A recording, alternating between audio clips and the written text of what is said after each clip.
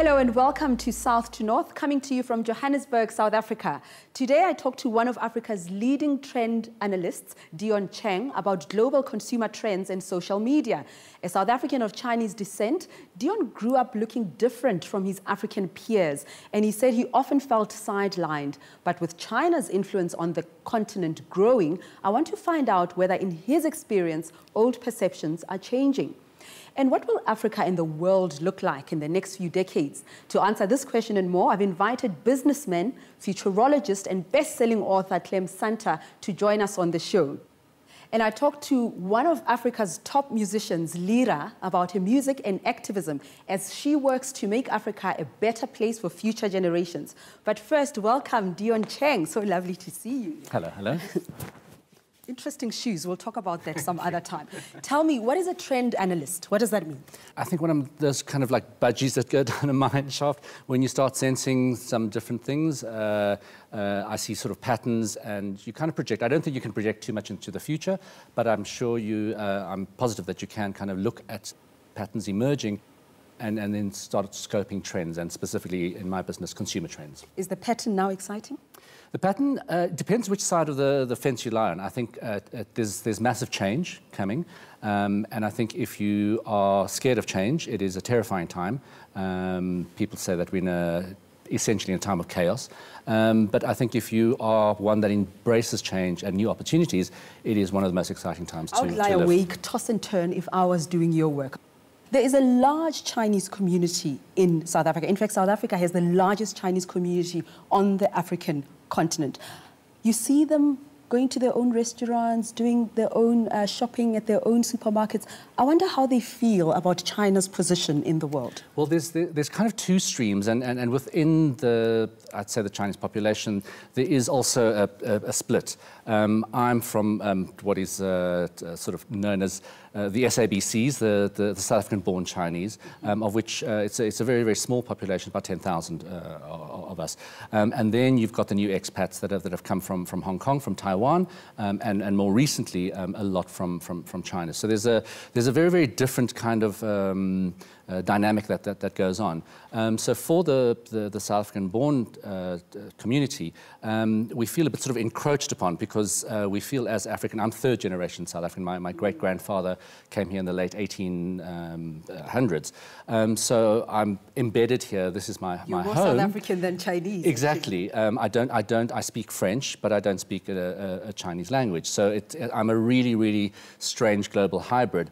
But having said that, there are these perceptions, and you do see the South African-born Chinese being lumped with a new community that is coming out from China, which is, as you say, very, very insular, and they don't really kind of spread out beyond But how do they respond to you? I know you visit China a lot. How do they respond to you being a foreign-born Chinese South African in China? That's very, very difficult. The first trip I had to Hong Kong, it was almost like a double whammy, because you went there, and they're kind of different categories of Chinese people that leave the motherland. If you leave and you go back and you retain the language, that's fine. If you leave, you don't come back, but you retain the language, that's also okay. I'm of the last category, where you're a rebel. You've left, you don't go back, and you don't retain the language. There you are then considered almost like a second or third class citizen. So the odds are stacked against me, even if I go back to China, because I don't speak Mandarin. My Cantonese is really rudimentary, and they don't really speak much French. Okay, let's talk about China's relationship with the African continent. China has made no secret of the fact that it is interested in African markets. African governments are responding positively, as they also eye lucrative contracts, especially in mining. So they see China as a partner. And I wonder, for ordinary Africans, do they share the same sentiments? I still think it's very much a foreign invasion. Like you said, there's when Chinese work groups come in, they bring their own workers. Again, it's a very, very kind of an insular way of investing. But for me, it's a eyes wide open kind of thing. For me, I find it preferable to a Bob Geldof charity case and coming in and saying, oh, shame, the poor Africans can't do any kind of business. This is a pure business deal. So you see it as a more equal relationship? Equal, yes, and no. because there's a very strict business agreement. We will build infrastructure and we want something in return. So that is the agreement. And I've seen it. I've traveled to Ethiopia this year, and you really see the influence of the Chinese building that infrastructure. But there have also been negative reports, especially when it comes to China's human rights record. Yes. Already in Zambia, for example, the copper mining belt, there are reports of human rights violations. And I wonder, is this likely to continue? Are we likely to see increase in those kinds of incidents? I do think so. I think it's going to be a very very relationship to have, because obviously these things are done on a governmental level, and it's a trade agreement.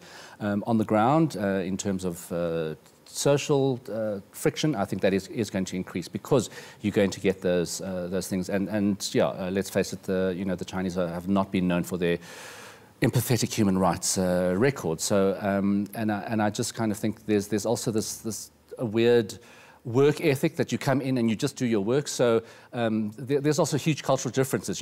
A weekend, what's a weekend, and what problem do you have with working 12 hours, because that's kind of what you do in China. And if you've been to China and you've watched a skyscraper go up literally before your eyes, it is very a polar opposite work ethic to what you generally find on an African continent. So would the Chinese think we Africans are lazy? Undoubtedly. And we strike a lot as well? Yeah. China's growing power is not only seen in industry. Let's talk about tourism. I mean, it has led to an increase in tourist numbers who are coming to South Africa. They like to travel in groups. What does that mean for tourism, not just on the continent, but globally? I think what I'm picking up, and that's been the most interesting thing, they say by 2020, the world is bracing themselves for an outbound Chinese tourist number of about 100 million tourists. So the retailers, hospitality industries are rubbing their hands. And you started to see this. I mean, so some of the things that have happened is, I find it remarkable. For the first time, 2 department stores in London, so Harrods and Harvey Nichols, they actually went to the government to plead with them to please change visa restrictions to make it easier for Chinese tourists to come in, which they've done. There's been a problem also with credit cards and things, so they've put in these department stores, they call their union ATMs, where they can draw cash. And they've literally seen a rise of like 10 to 20% in terms of sales just for this. So in the hospitality industry, you're seeing a complete shake-up. So a lot of, numerically, it's very important for Chinese culture. So 8 is a good luck number, 4 denotes death. So as in Western culture, you on many floors, you don't have a 13th floor. You suddenly see the disappearance of a 4th floor in many hotels. And suddenly, receptions have been pushed to the 8th floor. And suddenly that's you see, good luck. That's a positive amenities like, slippers. Chinese travelers love their slippers. Green tea in the rooms, congee breakfasts, all of those kind of things. So the hospitality industry is also becoming more receptive so in terms of retail, in terms of all of that, people are doing this. And the one thing that is most significant is because luxury goods are highly taxed in China. So it's cheaper for Chinese tourists to fly, say, to LA to buy their handbags or shoes than it is to go there. So I go to these design fairs in Paris, and literally 2 years ago, I was persona non grata. It was, you look Asian, and I was trying to get into a luxury brand, and they said, I had to show my business card, and they said, no, sorry, we have, if you're a Chinese media, we can't have you because we've got copyright issues with China. So I explained to them from South Africa, I was let in. This year, I went back again, and not only was I welcomed and ushered in with open arms, but what I've been tracking a lot of time, which a lot of the jewelry stores, Tiffany's, Harry Winston, they're putting Mandarin-speaking salespeople on the floor. And who should greet me inside this trade fair was a Mandarin-speaking person. In a language you can't even speak. I said, well, we're in Paris, so I can speak French to you, but I can't speak Mandarin. Well, I think you've excited us enough, but also given us some areas of concerns. We should just prepare ourselves, brace ourselves for the Chinese tsunami, and make the most of it. I think definitely. I think you need to play at their own game and strike when there's opportunities and be ruthless about it. I like the sound of that. Now, my next guest was a mining magnate in Zambia, but he came to much wider prominence in early 2001 when he predicted a major terror attack on a Western city. Then, in September of that same year, came 9/11. Welcome, Clem Santa. Welcome, Clem. Lovely to see you. Lovely to see you, really. Yeah.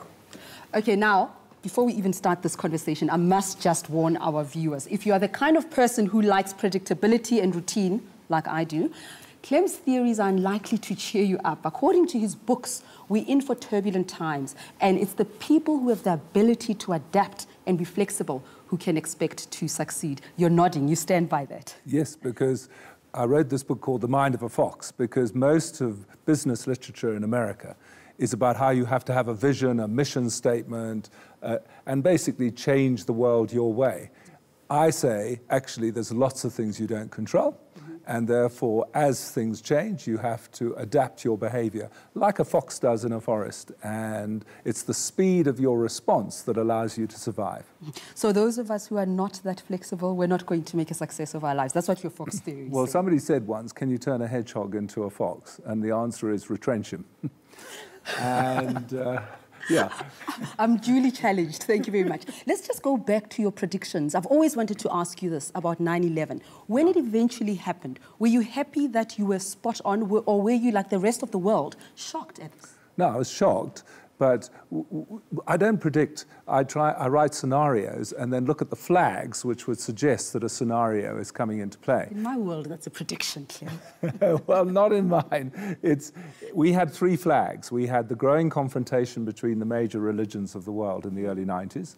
We had the equipping of movements dedicated to the downfall of America in places like Afghanistan in the mid-90s. But for us, the biggest flag was in Africa. It was the two attacks on American embassies in Kenya and Tanzania in 1998, which we felt was a dress rehearsal for the real thing in America. So what's on your radar at the moment? Do you sleep at night? Well, look, I've just written an article for a local news website on the 21st of December called 21/12/12.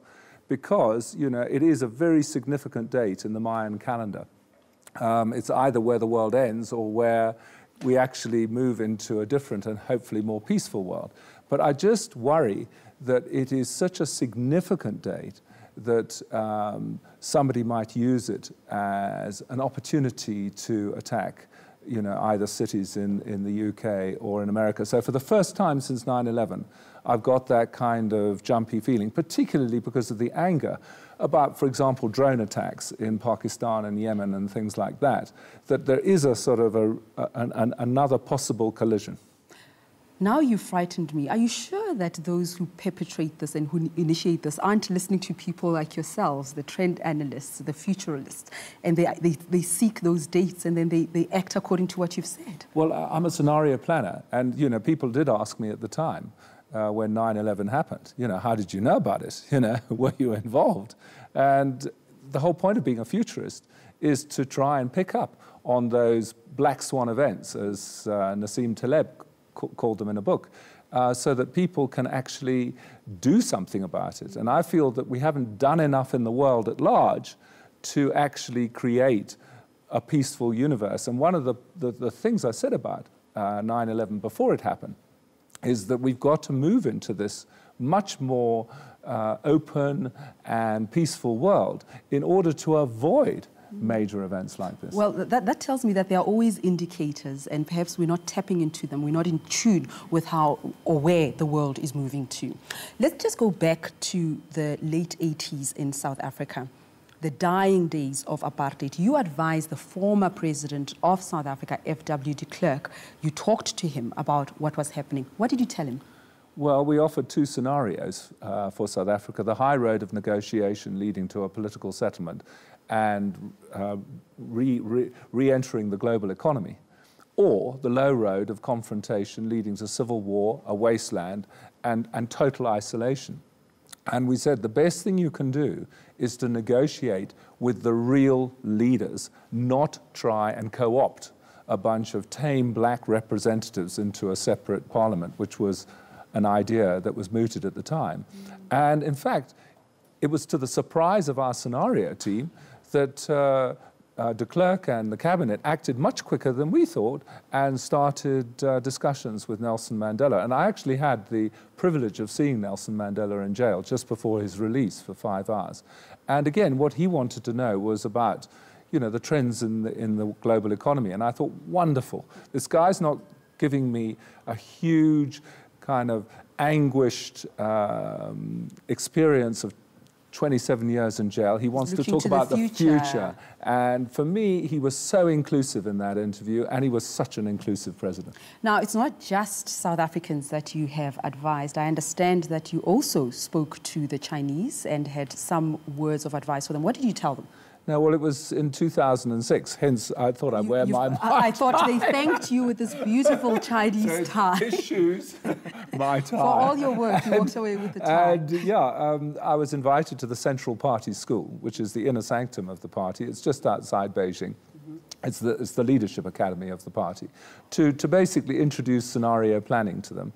And it was interesting that one of the scenarios that was played by the small group that I had was the idea of an American crash and how China would respond. And of course it did happen in 2008. And it was much better to start thinking about the actions to take in 2006 than make them in the heat of the moment in 2008. So I hope they used some of that material. But how did they respond to you? Were they receptive to you? Here's a foreigner coming to tell them what's going to happen, coming to tell them what to do? No, but it wasn't like that, really. The reason I was asked was because I was South African. I didn't say, well, actually, old chap, I was brought up in the UK, because they don't like Westerners coming along and saying, you know, this is what you should be doing regarding human rights. Because the first thing they say is, we've had 5,000 years of culture. You guys have been around in the UK maybe for 1,000 years and in America for 400 years. So please don't start lecturing us. What do you think of that? What do you think of that, Dion? I actually remember using that in a high school debate. What do you think will happen in China under the leadership of Xi Jinping? Well, for me, the great problem in China is the demographic cliff that China faces as a result of the one-child policy in 1978. Everything's fine now because the kids born in 78 are now 34 years old. But in about 20 years' time, you're going to have this huge number of aging people with a shrinking young segment to the population. And it's going to create a much higher dependency ratio. And one of the big things that I say to people is that the global economy is probably going to be flat for the next 10 to 15 years because the demographics of Europe are terrible. It's an aging society. Japan has been flat for the last 23 years because, again, it's an aging society. America still has growth because particularly of the Latino population growing in America. But overall, population determines your economic growth rate. Was that a mistake then in China, the one-child policy? Well, you see, the people who believe that this planet is overpopulated will say that was one of the best decisions that was made because it saved 300 million people, which is the American population.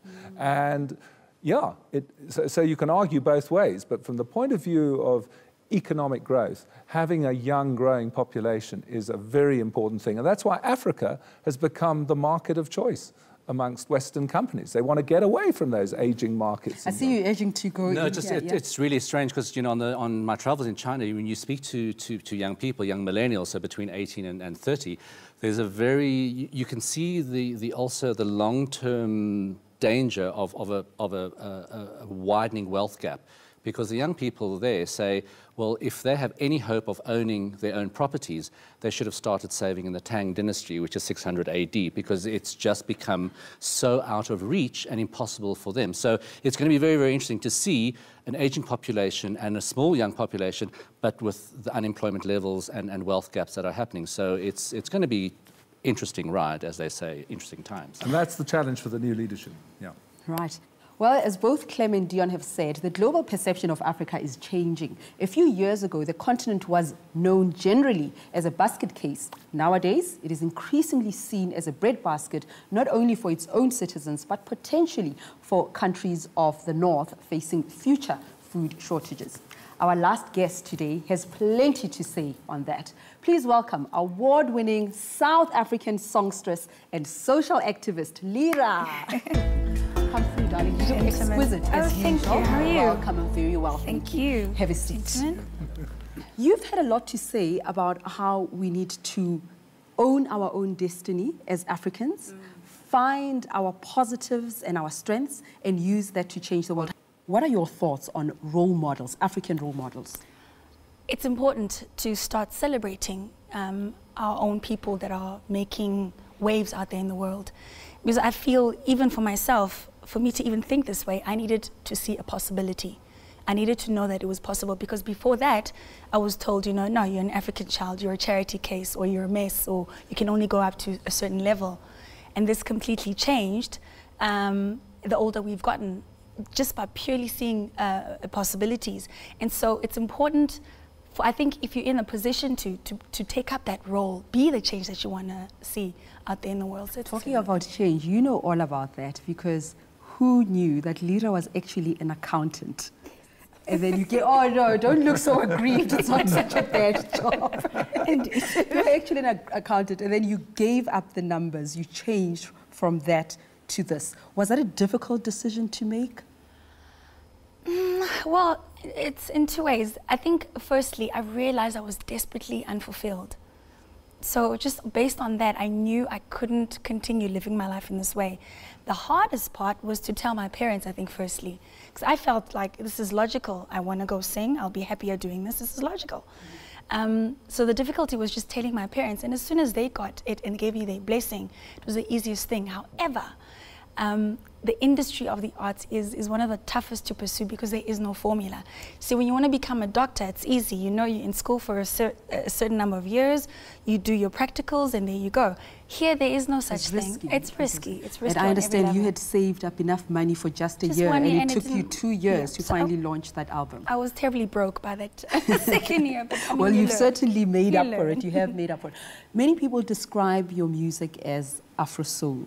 It is positive. It is meant to uplift us and make us believe and grab this future that Dion, Clem and I were talking about. Tell me about the message that you are sending through your music. Possibility. Being all you can be and daring to live the life, your best life, essentially. I just find this is probably the essence that we're all looking for. I'm not saying quit your job and go, you know, follow your passion as such, but make time for it at least start there. In as much as you'll make time to go out with your friends or clubbing or to go to the gym even, make time for the things that you are passionate about. And it just brings a new energy in life. It brings a whole new enjoyment to existing. Lira, I hear you've got some incredible news for us. Absolutely. I think on the note of being an ambassador of possibility, I just been invited to perform at President Barack Obama's inauguration. Congratulations. In January of 2013. So I'm extremely excited. You should be. This is quite a milestone. So I'm very excited. We're busy preparing. We just finalized our travel arrangements, and I'll be going to Washington. Okay, so I want to help you prepare. How about you practice right now for us? Oh, absolutely, gladly. Okay, go for it, Lira. Give us some music. Show us what you're going to do for Obama. Thank you very much, Clem and Dion, for a very interesting conversation. I've really loved having you here on South to North. And thank you all for tuning in to South to North. Till next week, goodbye. Lira.